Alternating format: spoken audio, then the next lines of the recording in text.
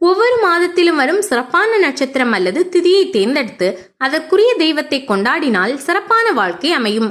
அந்த அடிப்படையில் வைகாசி விசாகம், ஆடிப்பூரம், கார்த்திகை திருக்கார்த்திகை, தைப்பூசம், பங்குனி உத்திரம், மாசி மகம் போன்றவைகள் சிறப்பாக கொண்டாடப்படுகின்றன. நட்சத்திர அடிப்படையில் தெய்வங்களை கொண்டாடும் பொழுதுதான் அச்சமில்லாத வாழ்க்கை நமக்கு அமைகிறது. ஆற்றலும் அவன் அருளால் நமக்கு கிடைக்கிறது. வரங்களை கொடுக்கும் கரங்கள் 12 கொண்டவன் வடிவேலன்.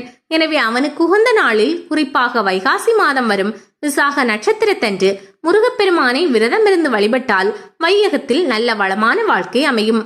பகை விலகும், பாசம் பெருகும். அவனது திருப்புகழை பாடினால் எதிர்ப்புகள் அகலும். அன்றைய தினம் குடை, மோர், வானகம், தயிர் சாதம் போன்றவற்றை தானம் செய்தால் குலம் தலைக்கும் என்று முன்னோர்கள் சொல்லி வைத்திருக்கிறார்கள். அன்று அதிகாலையில் விநாயகப் பெருமானை வழிபட்டு இல்லத்து பூஜை அறையில் முருகப்பெருமான் படம் வைத்து அதற்கு முன்னால் 5 முக விளக்கேற்றி 5 வித எண்ணெய் ஊற்றி 5 வித புஷ்பம் சாற்றி 5 வகை பழங்களை அர்ப்பணித்து அவனுக்கு பிடித்த அப்பமான சுந்தரப்பத்தையும் அவனுக்கு பிடித்த மாம்பழத்தையும் வைத்து கவச பாராயணம் செய்ய வேண்டும். 5 முகம் தோன்றில் 6 முகம் தோன்றும் என்பதற்கிணங்க மயிலில் பறந்து வந்து மால்மருகன் வரம் தருவான். கிருஷ்ணருக்கு பிரியமான வைகாசி. கிருஷ்ண பெருமானுக்கு மிகவும் பிரியமான மாதம் வைகாசி மாதமே. இந்த மாதத்தில் பகவான் மனிதர்களுக்கு நன்மை செய்ய வேண்டும் என்று எண்ணி கங்கை, யமுனை, காவேரி, சிந்து, கோதாவரி, சரஸ்வதி, துங்கபத்ரா, கிருஷ்ணா போன்ற எல்லா புனித நதிகளையும் அழைத்து வைகாசி மாதத்தில் சூரிய உதயம் முதல் 6 நாளிகை வரை எல்லா தீர்த்தங்களிலும் தங்கியிருக்கும்படி கூறினார்.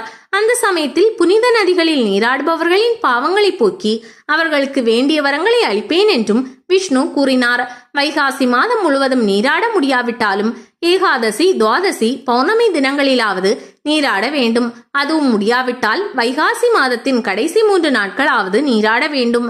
பகவான் கிருஷ்ணர் வைகாசி மாதத்தில் ஒவ்வொரு வீட்டுக்கும் வருகை தருகிறார். அப்போது நீராடி இறைவனை பூஜித்தபடி இருக்க வேண்டும் என்பது ஐதீகம். 16 சாபங்களும் நீக்கும் ஆலயம். திருவாரூர் மாவட்டத்தில் உள்ள நீடமங்கலத்தில் ஸ்ரீ காசி விஸ்வநாதர் கோவில் உள்ளது.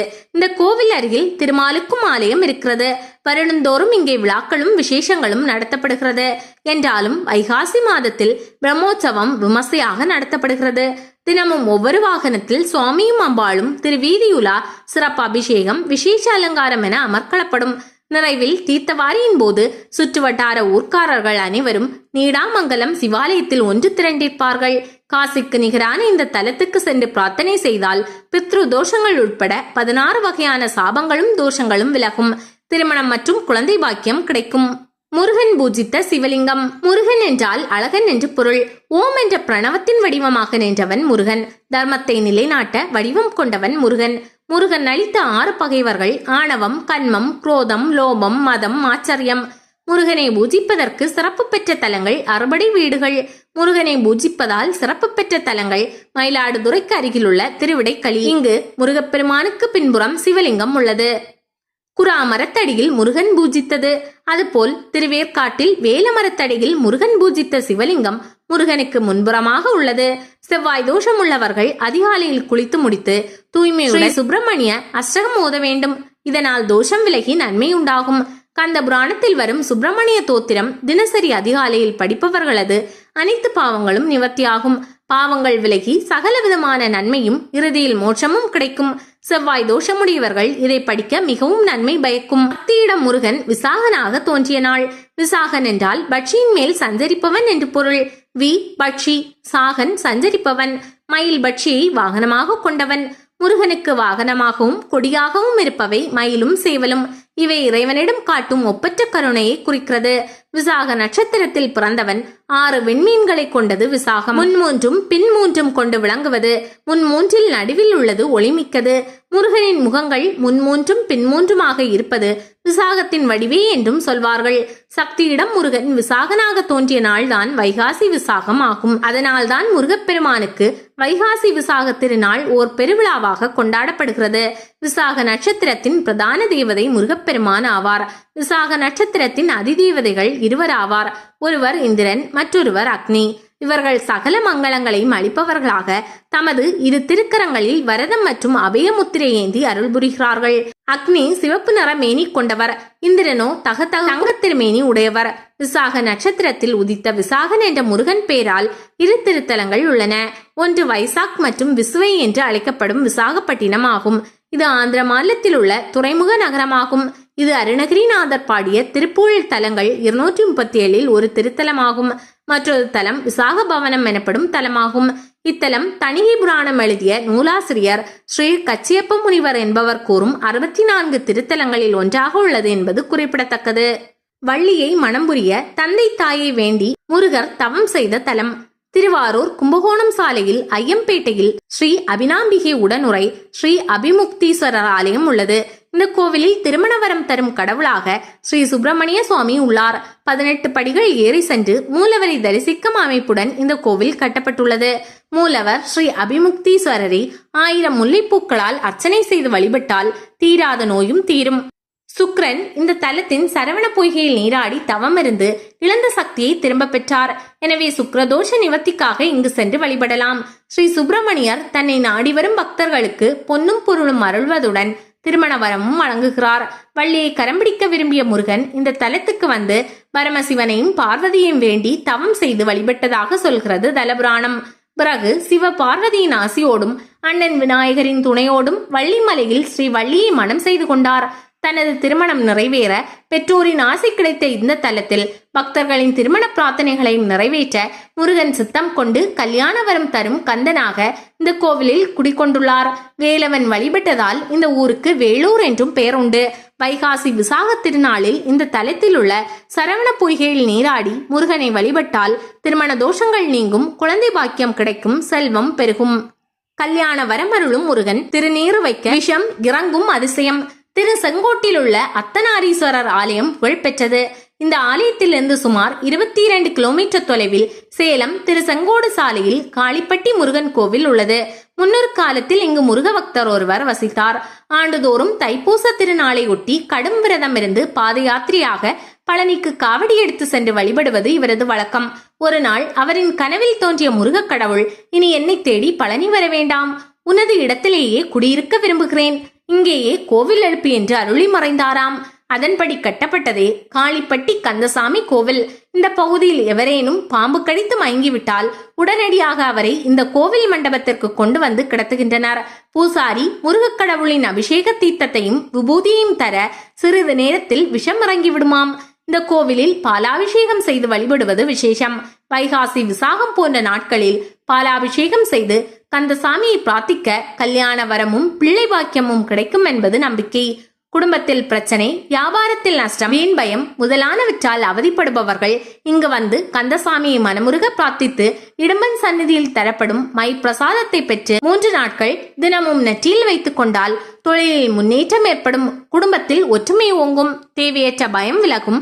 வைகாசி விசாக நாளில் உற்சவர் வீதியுலா நடைபெறும் போது காளிப்பட்டி கந்தசாமியை வணங்கினால் கவலையெல்லாம் பறந்தோடிவிடும் என்பது ஐதீகம். வைகாசி விசாகத்தன்று ஞானோதயம் பெற்ற புத்தர். ஆசையே துன்பத்திற்கு அடிப்படை காரணம் என்னும் மாபெரும் தத்துவத்தை உலகிற்கு போதித்தவர் கௌதம புத்தர். இவரது போதனைகளை பின்பற்றுவோர் பௌத்தர்கள் என்றும் அவர்களை சார்ந்த சமயம் பௌத்தம் என்றும் அழைக்கப்படுகிறது.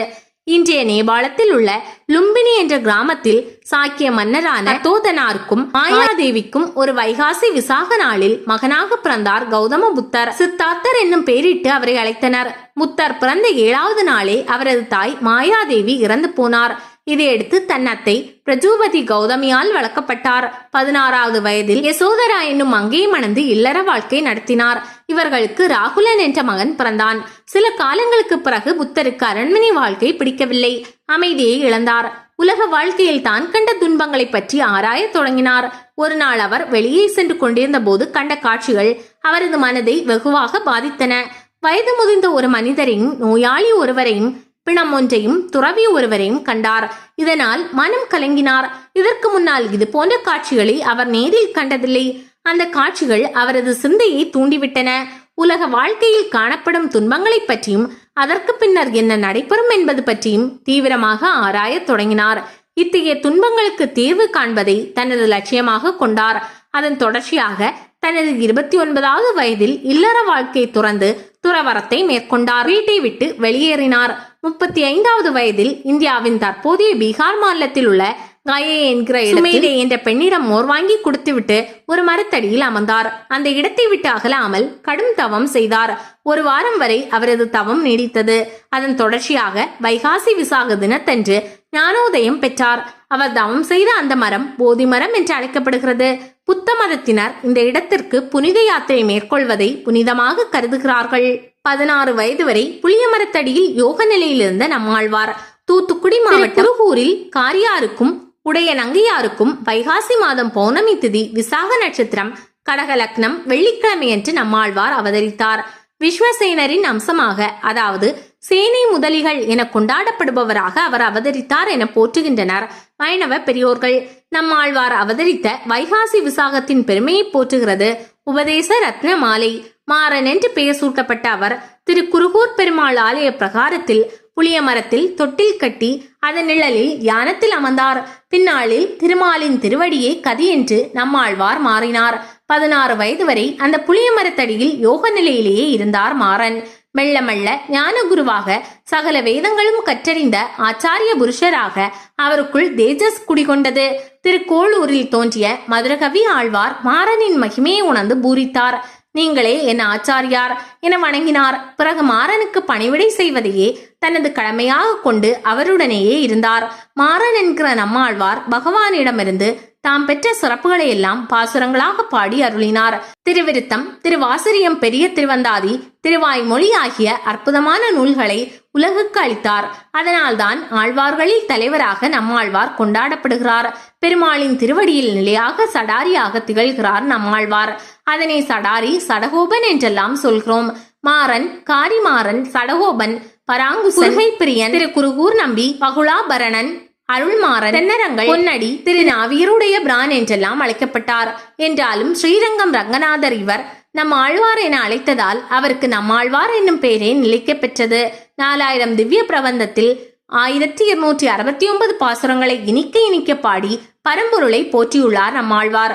39 திவ்ய தேசங்களில் அருள் சிறப்பையும் போற்றி பாடியுள்ளார். அவரை வணங்கினால் வளம் பெறலாம்.